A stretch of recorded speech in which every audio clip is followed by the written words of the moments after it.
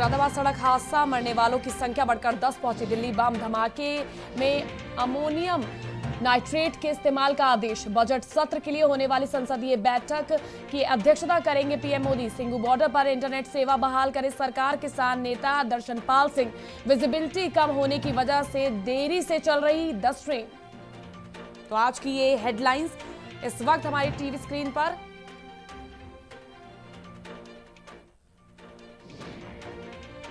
मुरादाबाद सड़क हादसा, मरने वालों की संख्या बढ़कर 10 पहुंची। दिल्ली बम धमाके में अमोनियम नाइट्रेट के इस्तेमाल का अंदेशा। बजट सत्र के लिए होने वाली सर्वदलीय बैठक की अध्यक्षता करेंगे पीएम मोदी। सिंगू बॉर्डर पर इंटरनेट सेवा बहाल करे सरकार। किसान नेता दर्शनपाल सिंह, विजिबिलिटी कम होने की वजह से देरी से चल रही है 10 ट्रेन। वहीं इस वक्त की बड़ी खबर, सद्भावना दिवस मनाएंगे आज किसान आंदोलन से जुड़ी इस वक्त की बड़ी खबर। सद्भावना दिवस मनाएंगे आंदोलनकारी किसान। दिन भर उपवास रखेंगे किसान। महात्मा गांधी की पुण्यतिथि पर उपवास रखेंगे किसान आंदोलन से जुड़ी इस वक्त की बड़ी खबर। वहीं इस वक्त हमारे साथ फोन लाइन पर एमपी हेड धर्मेंद्र जुड़ चुके हैं। धर्मेंद्र जी, आज सद्भावना दिवस बना रहे हैं, दिन भर आज भूख हड़ताल पर रहने वाले हैं तमाम किसान, क्या कुछ अपडेट है? धर्मेंद्र जी, आपको मेरी आवाज आ रही है? तो हो सकता है शायद तक मेरी आवाज धर्मेंद्र जी को नहीं पहुंच रही। मैं आपको बता दूं, जिस तरह से 26 जनवरी को जो उपद्रव मचा, उसके बाद किसान एक तरह से पश्चाताप के तौर पर भी सद्भावना दिवस को देख रहे हैं और वो सद्भावना दिवस के जरिए ही उपवास रखी, आज दिन भर निर्जल व्रत रखकर वो उसका जिस तरह से 26 जनवरी को जो भी उस दिन उपद्रव हुआ उस दिन को लेकर वो ये सद्भावना दिवस मना रहे हैं। गांधी जी की पुण्यतिथि भी है आज और इस मौके पर निर्जल व्रत रखकर वो पश्चाताप करने की तैयारी में है। आज सुबह से लेकर शाम तक जितने भी किसान सिंगू बॉर्डर पे हैं वो तमाम लोग निर्जल व्रत रखेंगे। वहीं इस पूरी खबर पर इस वक्त हमारे साथ एमपी हेड धर्मेंद्र जुड़ चुके हैं। धर्मेंद्र जी, आज तमाम किसान एक तरह से पश्चाताप करने के लिए भी सद्भावना दिवस मना रहे हैं, दिन भर निर्जल व्रत रखने वाले हैं, क्या कुछ अपडेट है? देखिए, इसको पश्चाताप कहें या महात्मा गांधी की पुण्यतिथि के मौके पर किए जाने वाला सद्भावना दिवस कहें, लेकिन आज किसान एकता मोर्चा जो है उसके नेताओं ने सद्भावना दिवस के रूप में जो आज महात्मा गांधी की पुण्यतिथि को मना रहे हैं, इन्होंने देशवासियों से भी अपील की थी कि आप हमारे अनशन में शामिल हों और हमारे इस आंदोलन का समर्थन करें और 30 जनवरी को सद्भावना दिवस के रूप में मनाएं और सुबह से लेकर शाम तक उपवास रखें। ये जो नेता हैं, इन्होंने मांग की थी किसान नेताओं ने सभी देशवासियों से। नए कृषि कानूनों के खिलाफ दिल्ली में जो सीमाओं पर किसानों का जो विरोध है वो प्रदर्शन तो लगातार जारी है, लेकिन आज राष्ट्रपिता की पुण्यतिथि के मौके पर इन्होंने उपवास रखने का फैसला लिया था। किसान मोर्चा की अगर बात करें तो किसान एकता मोर्चा के नेता जो हैं वो देशवासियों से भी अपील कर रहे हैं कि अनशन में शामिल हो और सद्भावना दिवस के रूप में मनाएं। गौरतलब है, अगर हम गौर करें तो दिल्ली में 26 जनवरी को ट्रैक्टर परेड के दौरान जो हिंसा हुई थी उसका कहीं ना कहीं असर पड़ा है और उसके बाद किसानों का आंदोलन जो था वो लगभग कमजोर माना जा रहा था कि कमजोर पड़ चुका है इस घटना के बाद किसानों का आंदोलन। लेकिन राकेश टिकैत के जो आंसू थे वो कहीं ना कहीं सैलाब बनकर ऐसा महसूस होने लगा कि किसानों के ऊपर छा गए, क्योंकि जाहिर सी बात है हमारा देश जो है आज भी उनके अंदर ये भावनाएं मौजूद हैं कि किसी के आंसू देख नहीं पाते। शायद राकेश टिकैत को इसी बात का फायदा मिला और जो छोटे मोटे किसानों के दल थे वो फिर से एक बार एकजुट होने लगे हैं और राकेश टिकैत के समर्थन में किसान आंदोलन एक बार फिर जोर पकड़ने लगा है। इसकी शुरुआत का दिन फिर से एक बार आज माना जाए जब महात्मा गांधी की पुण्यतिथि को सद्भावना दिवस के रूप में मना रहे हैं और किसानों के जितने भी नेता हैं वो सब मिलकर आज उपवास रखेंगे। एक दिवसीय इसी के साथ धर्मेंद्र जी आज बैठक भी होनी है किसानों की आज बैठक भी होने वाली है, आगे की रणनीति पर चर्चा करने वाले हैं, इसको लेकर कुछ अपडेट सामने आ रही है? देखिए, किसान नेताओं ने अपना रुख पहले ही साफ कर दिया था कि 30 जनवरी को सद्भावना दिवस के रूप में मनाएंगे, देशवासियों को शामिल करने की अपील करेंगे और इसके साथ ही सिंधु बॉर्डर पर जो इंटरनेट की सेवाएं बंद कर दी गई हैं उसको बहाल करने की मांग करेंगे। तो ये सारी बातें इनकी जारी हैं। इसको लेकर अभी अगला कदम क्या होगा, इस पर दिन भर विचार विमर्श होगा, इनकी बैठक होगी। उसके ये उपवास खत्म होने के बाद, क्योंकि आज महात्मा गांधी की पुण्यतिथि है, इसीलिए एक दिन इन्होंने शांति बनाकर रखी हुई है, लेकिन इसके बाद ये दिल्ली की तरफ कूच करेंगे। अगर बात करें मुजफ्फरनगर की, तो मुजफ्फरनगर जिला है उत्तर प्रदेश का, तो वहाँ पे जो इनके किसान नेता हैं, वहाँ पे शुक्रवार को एक महापंचायत हुई थी जिसमें फैसला लिया गया था कि मुजफ्फरनगर और पश्चिम यूपी का जो क्षेत्र है, वहाँ के किसान शनिवार को दिल्ली की तरफ कूच करेंगे। जितनी भी ये महापंचायत है, वहाँ के सियासी दल जो हैं, उनके नेता भी इस बैठक में पहुंचे थे। अगर बात करें जयंत चौधरी की, जो आरएलडी के राष्ट्रीय उपाध्यक्ष भी हैं, और आम आदमी पार्टी के राज्यसभा सांसद संजय सिंह, वो भी इस मंच पर मौजूद थे। तो इस तरह से आज का जो दिवस है वो शांतिपूर्ण एक सद्भावना दिवस के रूप में मनाया जा रहा है, क्योंकि महात्मा गांधी राष्ट्रपिता हैं, उनकी पुण्यतिथि है, जिसको ये लोग शांतिपूर्ण तरीके से मना रहे हैं। लेकिन उसके बाद अपनी मांगों को लेकर एक बार फिर दिल्ली कूच करेंगे। हाँ जी धर्मेंद्र जी, जिस तरह से दिल्ली कूच करने के ऊपर जोर बना रहे हैं तमाम किसान नेता जो हैं, और जो भी किसान इस समय जितने भी किसान आंदोलन पर बैठे हुए हैं, दिल्ली कूच करने के लिए जो आगे राह पर बढ़ रहे हैं, उन्होंने साफ तौर पर कह दिया है कि अगर गिरफ्तारी भी होगी तो जेल भी जाने को तैयार है। इसको लेकर सरकार की तरफ से क्या कुछ तैयारियां की जा रही हैं? देखिए, अभी सरकार की तरफ से जो 26 जनवरी के दिन जो घटना घटी है, उसके बाद से सरकार ने, दिल्ली सरकार ने पुलिस प्रशासन को सख्त निर्देश दे रखे हैं कि किसी भी तरह की कोताही न बरतें, और पुलिस चप्पे चप्पे पर मुस्तैद है। लेकिन दूसरी तरफ जो किसान है वो अपनी मांगों को लेकर जिद पर अड़े हुए हैं, और आंदोलन लगभग बिखर सा गया था। लेकिन राकेश टिकैत के जो रोए हैं, वो जो उनके आंसू बहे हैं, उसके बाद एक बार फिर किसान एक हो गए हैं और दिल्ली की तरफ कूच करेंगे। फिलहाल सरकार अभी भी यही चाह रही है कि किसान के जो नेता हैं वो बैठकर बात करें और मसले का हल निकालें, लेकिन किसानों के जो नेता हैं वो अभी भी इसी जिद पर अड़े हुए हैं कि कानूनों को वापस लिया जाए और कोई नया रूप उसमें दिया जाए। फिलहाल कोई अभी बातचीत जो चल रही है उसमें कोई भी नतीजा निकलकर सामने नहीं आया है।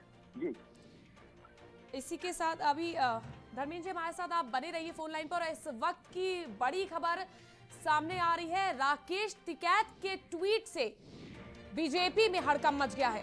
इस वक्त की बड़ी खबर, राकेश टिकैत के ट्वीट से बीजेपी में मचा हड़कंप।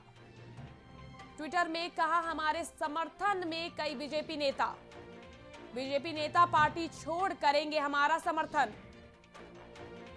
इस वक्त की बड़ी खबर धर्मेंद्र जी, जिस तरह से ये एक बड़ी खबर सामने आई और इसके बाद से कहीं ना कहीं बीजेपी में हड़कंप मच गया। राकेश टिकैत का ट्वीट कई मायनों में अहम माना जा रहा है कि उन्होंने जिस तरह से कहा है कि कई बीजेपी नेता उनके पक्ष में हैं और उनका समर्थन करने आएंगे। बिल्कुल, ये कह सकते हैं, क्योंकि टिकैत ने अभी तक उन नेताओं के नाम जाहिर नहीं किए हैं। वो हरियाणा के भी हो सकते हैं, वो पंजाब के भी हो सकते हैं, वो मध्य प्रदेश के भी हो सकते हैं, उत्तर प्रदेश के भी हो सकते हैं, लेकिन इन्होंने नाम जाहिर नहीं किए हैं। अगर ऐसा होता है तो ऐसी स्थिति में निश्चित तौर पर भाजपा को बहुत बड़ा नुकसान होगा, बहुत बड़ा झटका लगेगा, क्योंकि जाहिर सी बात है किसानों का अंदरूनी समर्थन कुछ लोग कर रहे थे। लोगों का ये विचार था कि हाँ, किसान कहीं ना कहीं सही हैं, लेकिन अगर वाकई ऐसा है जिस तरह से टिकैत ने दावा किया है, तो ये माना जा सकता है कि भारतीय जनता पार्टी को बहुत बड़ा नुकसान होगा। तो ये गौर करें तो पश्चिम बंगाल के चुनाव सामने हैं, मध्य प्रदेश में भी चुनाव सामने है, नगरीय निकाय के। तो ये सारी अगर समीकरणों को देखें और टिकैत का जो इन्होंने ट्वीट किया है, अगर इस बात की सत्यता है तो एक दो नेता टूटने से भाजपा को फर्क नहीं पड़ेगा। लेकिन जिस तरह से ये दावा कर रहे हैं, ये बड़ी लॉबी टूट सकती है अलग अलग राज्यों से, तो इस स्थिति में भारतीय जनता पार्टी को बहुत बड़ा खामियाजा भुगतना पड़ेगा। ऐसी सूरत में केवल एक ही रास्ता बचेगा कि वो किसानों के साथ बैठकर समझौता करें, या जिस तरह की जो भी कानून इन्होंने बनाए हैं जिसका विरोध किसान कर रहे हैं, उस पर सामंजस्य बिठाकर बातचीत कर कोई नया हल निकालें। जी राकेश, इसी के साथ क्या इससे ये अंदाजा लगाया जा सकता है कि बीजेपी के अंदर के जो लोग हैं उनमें ही एकता नहीं है किसान बिल को लेकर? किसी तरह क्या इस तरह की कोई अपडेट सामने आ रही है? देखिए, अगर भाजपा की बात करें तो भाजपा हमेशा से यही कहती है कि हमारा संगठन एक है, भाजपा केवल एक झंडे के नीचे काम करती है, और ये सच भी है। लेकिन दूसरी तरफ अगर गौर करें तो वैचारिक मतभेद हो सकते हैं, इनमें मनभेद की संभावना तो प्रबल नहीं है, लेकिन मतभेद हो सकते हैं, वैचारिक मतभेद। तो जाहिर सी बात है कोई किसानों का समर्थन कर भी रहा होगा तो कोई इसकी खिलाफत भी कर रहा होगा। लेकिन पंजाब और हरियाणा में अगर ऐसा होता है तो ये भाजपा की बहुत बड़ी एक हार होगी, क्योंकि जाहिर सी बात है आंदोलन की जो हुंकार उठी थी वो वही उसी क्षेत्र से उठी थी जिनमें कई नेता भाजपा की शुरुआत में समर्थन में थे, लेकिन बाद में धीरे धीरे बैक टू पवेलियन हो गए थे। ऐसी सूरत में भारतीय जनता पार्टी में फूट तो नहीं कह सकते, लेकिन वैचारिक मतभेद कह सकते हैं, जो कि किसानों का समर्थन वो करेंगे। ये गौरतलब बात है कि भाजपा को अगर बात करें उत्तर प्रदेश की, मध्य प्रदेश की या अन्य राज्यों की, तो वहां पर बहुत ज्यादा समर्थन जो मिलता है वो ग्रामीण क्षेत्रों से मिलता है। तो अगर कुछ नेता टूटते भी हैं तो ये मान के चलिए कि गांव का एक बहुत बड़ा हिस्सा टूटेगा, क्योंकि जाहिर सी बात है वो किसानों से नेता होंगे।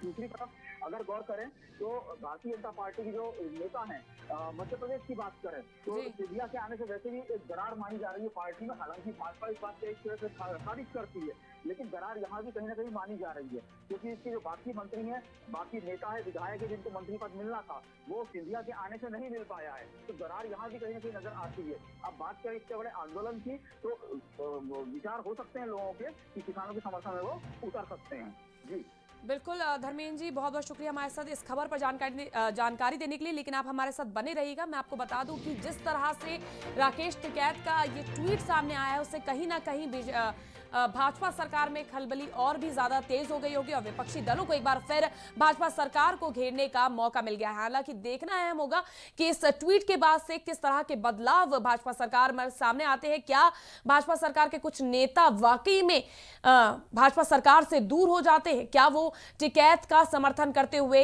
दिखेंगे, या सामने फ्रंट फुट पर आके वो किसानों के इस आंदोलन का समर्थन करेंगे? ये भी देखना अहम होगा। वहीं बढ़ते अपनी आगे की खबरों की ओर।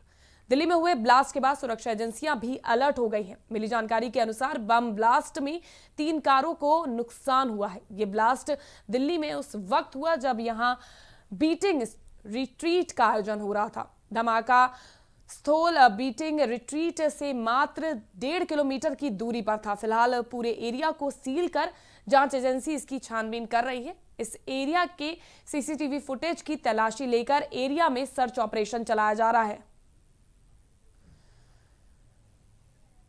धर्मेंद्र जी, मैं इस खबर पर भी आपसे अपडेट लेना चाहूंगी। क्या कुछ अपडेट इस वक्त सामने आ रही है? देखिए, जिस तरह से इजराइल दूतावास के पास जो धमाका हुआ है, उसके बाद इजराइल जो है उसका भी ये बयान सामने आया है कि आतंक की एक शरारत है ये, जिस तरह से ये ब्लास्ट हुआ है। वहीं दूसरी तरफ अगर गौर करें तो ये एक चेतावनी भी मानी जा सकती है, या इसको जो विपक्षी दल हैं वो उनके अगर आरोपों को माने तो वो भी एक सिरे से ये बात सामने ला सकते हैं कि ये कहीं ना कहीं मोदी सरकार की नाकामी है। जिस तरह से दिल्ली दूतावास जो है, इजराइल का दूतावास, वहां पर ये ब्लास्ट हुआ है। देश भर के हवाई अड्डों पर अलर्ट है। भोपाल की बात करें तो राजा भोज एयरपोर्ट पर सुरक्षा बढ़ा दी गई है। तो ये सारी जो चीजें हैं एक प्रकार से मोदी सरकार के खिलाफ एक साजिश भी हो सकती है, क्योंकि जाहिर सी बात है मोदी सरकार जो है, जिस तरह से उसकी कार्य प्रणाली है, वो कहीं से कहीं तक विपक्षी नेताओं को या उन आतंकियों को रास नहीं आ रही है। वो आतंकवादी जो देश की सीमाओं पर सक्रिय रहते हैं। दूसरी बात करें देश के अंदर की, तो विपक्ष तो अपना काम करेगा ही। जाहिर सी बात है हमारा देश एक लोकतांत्रिक देश है, यहाँ पर सभी को अपनी बात रखने का पूरा अधिकार है, और सरकार के सामने हमेशा एक मजबूत विपक्ष होना भी चाहिए। लेकिन देश के अंदर के जो है वो तो ठीक है, लेकिन ये एक आतंक की साजिश जो बाहरी हो सकती है, जिसको इजराइल ने भी निशाना बनाया है, उसने भी यही बयान दिया है कि आतंक की एक साजिश है। तो ये कहीं ना कहीं, क्योंकि चुनाव भी सामने है और मोदी सरकार अलर्ट है, हर मुद्दों पर, हर जगहों पर तैनात है, उसके अपने सिपह सालार। तो इन सारी बातों को देखते हुए जैसे हम चुनाव की बात करें तो मोदी सरकार से लड़ने के लिए पूरा का पूरा एक महागठबंधन बना था, सारी पार्टियों ने मिलकर बनाया था, लेकिन उसके बाद भी महागठबंधन को शिकस्त मिली। तो ये एक प्रकार से जो भाजपा है, मोदी सरकार है, एक ताकत बन के देश के सामने, पूरे विश्व के सामने आई है। तो ऐसी सूरत में ये घटनाएं होना, ब्लास्ट होना, ये एक अलग बात है। लेकिन जिस तरह से सख्ती बरती जा रही है, निश्चित तौर पर अगर जिसने भी ये ब्लास्ट को अंजाम दिया, इस धमाके को अंजाम दिया है, निश्चित तौर पर सुरक्षा एजेंसियां उसकी तह तक पहुंच जाएंगी और जल्द ही उन लोगों को गिरफ्तार कर कानून के दायरे में रहकर उन्हें सजा दी जाएगी। जी, बहुत बहुत शुक्रिया धर्मेंद्र जी हमारे साथ जुड़ने के लिए। राजधानी लखनऊ की सड़कों पर एक खौफनाक मंजर देखने को मिल रहा है, जहां कुछ दबंगों का एक खौफनाक वीडियो वायरल हो रहा है। इस वीडियो में देखा जा सकता है कि किस तरह से बाइक सवार दबंगों ने अंधेरी रात में कैसरबाग थाना क्षेत्र स्थित शुभम सिनेमा हॉल के सामने गलियों में अवैध असलहे से फायरिंग की, जिसके बाद इलाके में पूरी तरह दहशत फैल गई और इसके बाद बदमाश फरार हो गए। तो आप तस्वीरों में साफ तौर पर देख सकते हैं कि एक बाइक पर किस तरह से दो लोग सवार हैं और पीछे बैठा युवक हवा में फायरिंग करता हुआ नजर आ रहा है। इस वीडियो के वायरल होने के बाद एक बार फिर से प्रशासन के ऊपर सवालिया निशान खड़े हो जाते हैं। बता दें कि दबंगों ने आधी रात में कैसरबाग थाना क्षेत्र स्थित शुभम सिनेमा हॉल के सामने गलियों में अवैध असलहे से फायरिंग की।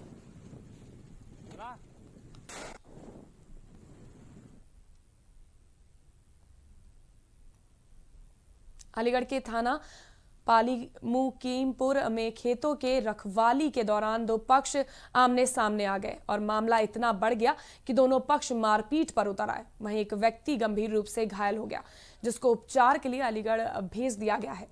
वहीं उपचार के दौरान युवक की मौत हो गई। परिजनों ने घटना की सूचना पुलिस को दी और मौके पर पहुंची पुलिस ने मुख्य आरोपी को गिरफ्तार कर लिया है। बाकी फरार आरोपियों की तलाश पुलिस कर रही है। तो अलीगढ़ का ये पूरा मामला है जहां दो पक्षों में भिड़ंत हो गई। वहीं एक व्यक्ति गंभीर रूप से घायल हो गया, जिसको उपचार के लिए अलीगढ़ भेज दिया गया है। उपचार के दौरान इस युवक की मौत हो गई है। गाय के तो यहाँ देख ले गए खेत में, गाय खेत में चुनते उन्हें देख ले गए, वहाँ पीट पीट के हत्या कर दी गई। डंडन से पीट पीट के हत्या कर दी गई। झगड़ा किस बात पे हुआ था? गाय रोक ले पे तो गाय खेत में थे, हाँ अपने खेत में थे तो निकालनी पड़ेगी गाय। क्या बात? ये थाना पाली मुकीमपुर की एक घटना है जिसमें गांव है बाड़ोल। वहां पर पुलिस को ये सूचना मिली है कि 27 तारीख की रात को दो पक्षों में लड़ाई हुई और उसमें एक व्यक्ति बबलू जो कि गंभीर रूप से घायल हुआ और फिर उसकी अस्पताल में इलाज के दौरान मृत्यु हो गई। और पुलिस को जो तहरीर मिली उसके आधार पर पुलिस ने धारा 304, धारा 323 और 504 का मुकदमा पंजीकृत कर लिया है और इसमें जो एक मुख्य अभियुक्त है राजू, उसको पुलिस ने गिरफ्तार कर लिया है। रामपुर के कोतवाली मिल्क क्षेत्र में कोहरे का जबरदस्त कहर देखने को मिला, जहां मिल्क क्षेत्र के खमारिया गांव के पास कोहरे के चलते ट्रक और बोलेरो के आमने सामने जोरदार टक्कर हो गई। हादसे में 9 लोग गंभीर रूप से घायल हो गए। इस घटना से क्षेत्र में हड़कंप मच गया। मिल्क कोतवाल अनिल कुमार मौके पर पहुंचे और घायलों को एम्बुलेंस अस्पताल भेजा, जहां घायलों की हालत नाजुक देख उनको रामपुर जिला अस्पताल रेफर कर दिया गया है। रामपुर का ये पूरा मामला है जहां बोलेरो और ट्रक की भिड़ंत हो जाने से 9 लोग घायल हो गए, जिन्हें उपचार के लिए अस्पताल में भर्ती कराया गया है। नहीं, जो है यहाँ पर जो है 10 लोग जो है एक्सीडेंट के आरटीए के आए थे, उस जो के सामने बोलेरो और ट्रक में आमने सामने टक्कर हुई थी। कितने लोग आए थे यहाँ पे? हमारे यहाँ 10 लोग आए थे, उसमें से सभी को हमने जो ज़्यादा बहुत सीरियस थे करीब 8-9 लोग, उनको तो हमने रामपुर रेफर किया। सभी लोग रेफर हैं। अलीगढ़ के इगलास कोतवाली क्षेत्र के अलीगढ़ मथुरा रोड पर अनियंत्रित ट्रक ने बाइक सवार 2 युवकों को रौंद दिया। हादसे में दोनों युवकों की मौके पर ही मौत हो गई। हादसे के बाद चालक गाड़ी को मौके पर छोड़कर फरार हो गए। हादसे की सूचना पर कोतवाल प्रदीप कुमार मैं पुलिस टीम के साथ मौके पर पहुंचे। पुलिस ने दोनों के शव को एम्बुलेंस से हॉस्पिटल भेज दिया। पुलिस ने दोनों वाहनों को कब्जे में ले लिया है।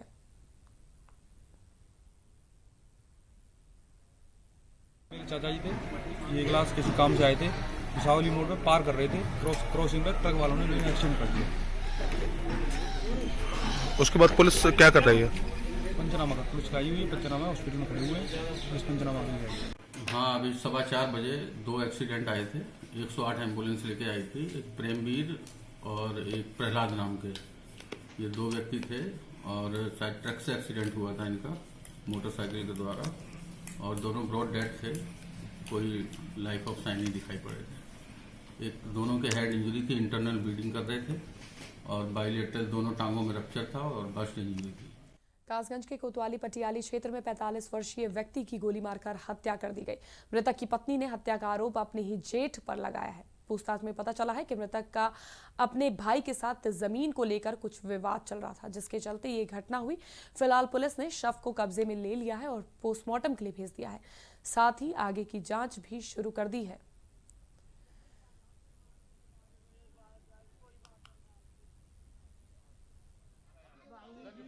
कर दिया सर।